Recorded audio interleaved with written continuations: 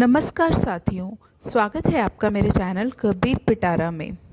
आज हम बात करेंगे कबीर दास जी की उस अमरवाणी की जिसमें वे हमें शिकायत छोड़कर विश्वास और आत्मसमर्पण का संदेश देते हैं।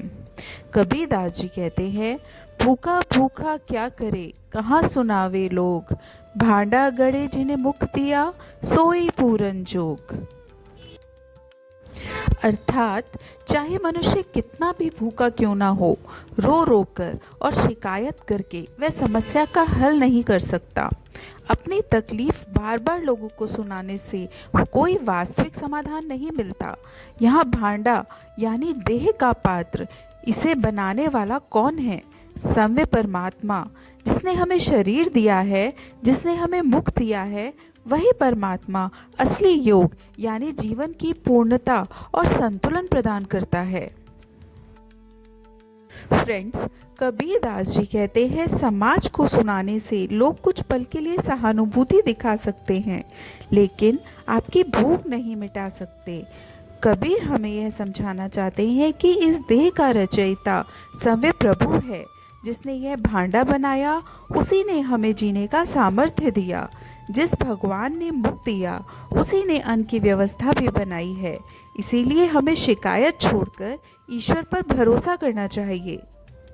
फ्रेंड्स, यहाँ योग का मतलब केवल आसन प्राणायाम नहीं है।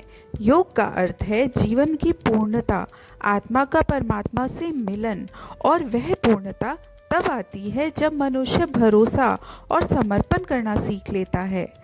अगर हम हमेशा अभाव पर रोते रहेंगे तो जीवन में शिकायतें ही रहेंगी, लेकिन अगर हम आस्था रखें कि प्रभु ही पालनहार है तो संतोष और शांति दोनों ही मिलेंगे।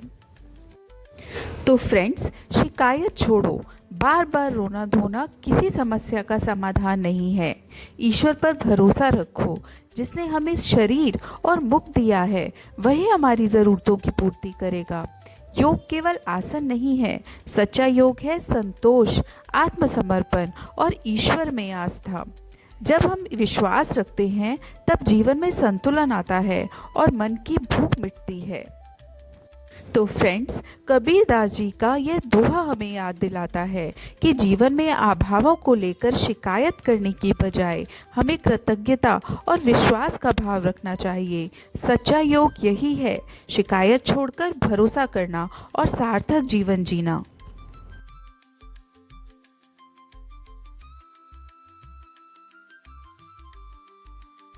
तो फ्रेंड्स, कमेंट में बताएं कैसा लगा आपको मेरा आज का दोहा। मैं आती रहूँगी कबीर दास जी के नए नए दोहों के साथ। Please subscribe my channel. Thank you.